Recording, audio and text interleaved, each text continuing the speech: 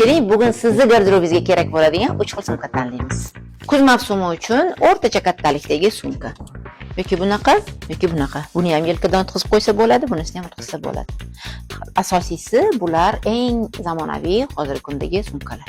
Biz ayollarimiz klassik kiyinishni yaxshi ko'rishadi, shuning uchun ayollarimiz uchun o'rtacha kattalikdagi sumkalarni tavsiya qilaman. O'qituvchi ayollar, doktor ayollarimiz ko'p. Mana bu sumkalarni ham ichiga ko'p narsa ketadi, bular ham eng oxirgi zamonaviy sumkalardan. Kechki tadbirlarimiz uchun albatta qizlar bitta klach olib qo'ying. Mayli, bunaqa bo'lar, boshqacha bo'lar, lekin ba'zi ranglarda bitta klach bo'lsin, chunki to'y hashamga borganingizda shundoq xohlagan ko'ylagingiz bilan kiyib, bundoq ko'tarib ketishingizga qulay bo'ladigan sumka. Ham bularni bemalol stol ustiga qo'yish mumkin. Katta sumkalarni esa yo'q. Ko'p sayohat qiladigan ayollarimiz uchun mana bunday kattaroq fasondagi sumkalar yaxshi, chunki ichiga yengilroq kiyimingizni, pasportlaringizni solib, aeroportlarda yurishga qulay. Yoki undan ham kattaroq, ya'ni katta sumkalar hozir modada. Shaxsan o'zim ham mana shu sumkadan oldim. Aeroportlarda yurishga bu juda ham qulay.